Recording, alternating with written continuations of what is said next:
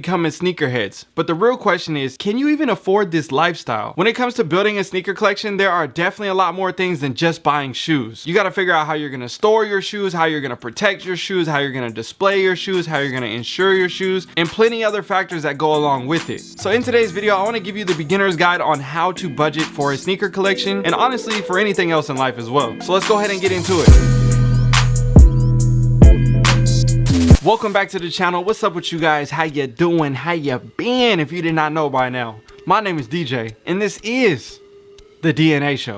Now if you haven't already, make sure you hit that subscribe button. Don't forget to hit the bell notification for every time I upload a new video, and make sure you hit that like button because that helps the algorithm oh so much. I feel like everybody in life has something that they either shouldn't be spending money on or they just might spend a little bit too much money on. And for me, that's sneakers. Over the past 15 years, I have found different ways on how to budget my money to then afford sneakers, multiple homes in real estate, investing in the stock, you name it, a bunch of different factors as to why I can do the things that I want to do, and hopefully this will help you as well from the things that I've learned in the past. Everybody has those one or two things in their life that they spend too much money on when you're on the outside of the box looking in, and I completely understand it. We all have our different reasons as to why, and I'm not shaming anybody along the way, because at the end of the day, go ahead and live your life, bruh. I personally grew up never smoking, never drinking, and I never liked coffee or anything like that, and all I did was spend my money on my shoes, on my cars, and on my houses. So I was reading an article the other day and it says 62% of millennials are living paycheck to paycheck. It also says that millennials are spending an average of $478 on non-essential items.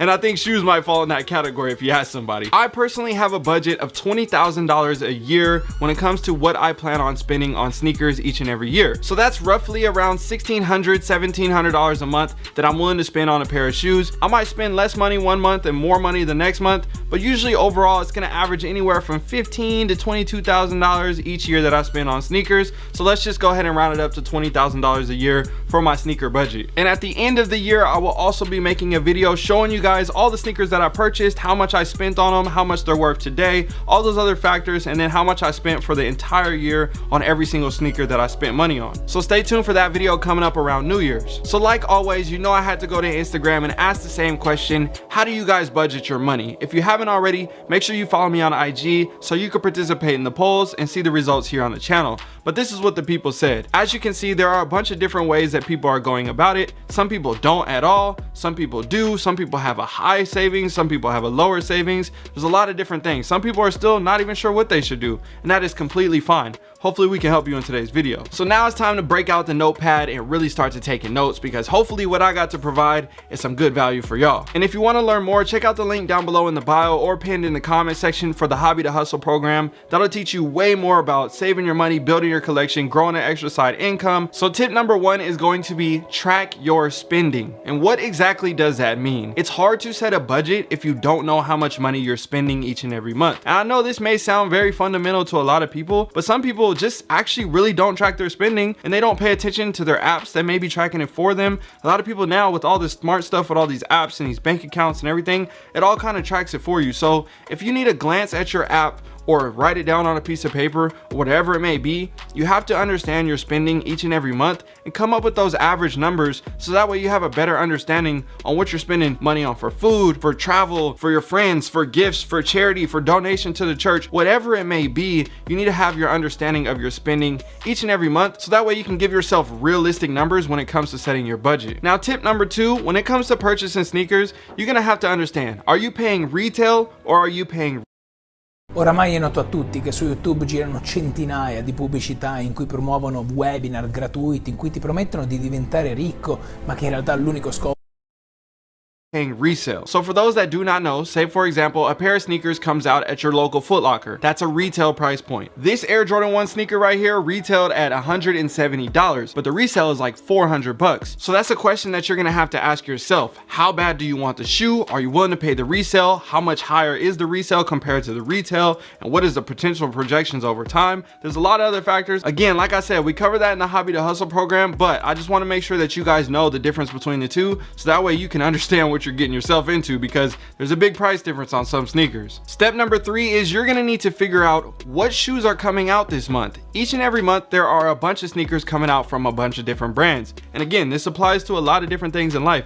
even if it wasn't sneakers. You may have a movie premiere or some poster or Star Wars dropping, or you know, whatever it may be. What's coming out this month? Do I plan on going? Do I plan on attending? Or do I plan on purchasing this item? Or is there a concert coming up? Whatever it may be, understand what's coming out this month and next month, so that way you can budget and say, okay, well, I might have to spend a little bit more this month compared to last month, or there's a bunch of sneakers dropping this month and I really want to try to get all of them, or if I don't, I'm willing to pay resale and this is how much I'm willing to pay. So just understanding what's coming out ahead of time and really being prepared for it, it's a lot easier to then be able to either pull the trigger and spend that extra dollar on the shoe, or say, hey, you know, I gotta hold off on it, maybe I'll wait until the next release that's coming out next month. Also, step number 4 is going to be understanding what sneakers do you want from the past. So a prime example, this shoe came out like 14 years ago and I finally picked it up in 2021. Obviously this is a sneaker that came out from the past, but I was willing to spend money on it and I was ready and able to afford to pull the trigger on this shoe whenever I found a good deal on it, and it just happened to be a few months ago. So me personally, just like real estate, you plan a whole budget on what it's gonna cost to remodel a home, but then you add in a couple extra bucks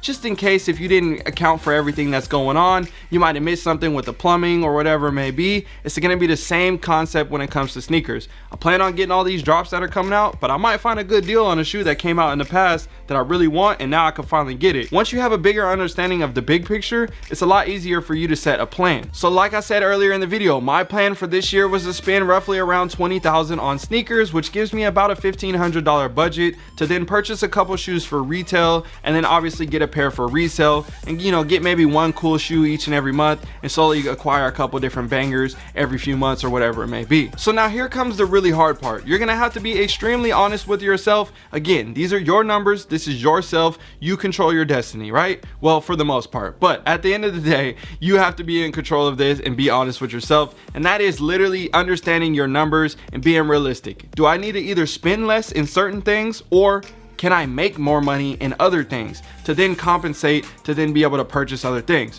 So I heard from a lot of people in the comment section when I posted the poll. A lot of people said they work overtime, they started a double shift, doing a second job, whatever it may be, to then be able to fund their sneaker habit. And I completely understand that, because honestly, living in America right now, it is hard to just have one single source of income and expect to just cover every single thing. And now if you got an amazing job and everything is great for you, that is amazing, I'm gonna give you a golf clap. But I know for a fact that doesn't work for everybody. I personally have almost 10 different sources of income, and I'm telling you right now, I still need to find more ways to figure it out. And I know, I understand, lifestyle inflation is a huge thing. The more money you make, the more things that you want. I completely get it, but at the end of the day, I definitely do want a couple more things. Now, I don't need it, but I'm gonna still work hard to go get it. And that's my choice, and I believe that you have a choice as well, and I believe in you. If you want to grow your collection, or invest in real estate, or get into a new job, or create another source of income, whatever it may be, the harder that you work, the more that you believe in yourself. And I'm telling you right now, again, I believe in you. I know you can do it. I'm looking directly in the camera, you in the eyes. Yeah, I'm talking to you right now. You can do it. I believe in it. Go ahead and go get it. So anyways, at the end of all of this, I hope that this was extremely helpful to allow you to understand your finances and know where to be, and really understand your budget and be realistic with yourself, and set a goal, set numbers. And you may just have a $100 budget right now, and eventually it might go to 500, and then it might go to 1,000, then it might go to 2,000, 10,000. You might be having a $100,000 budget.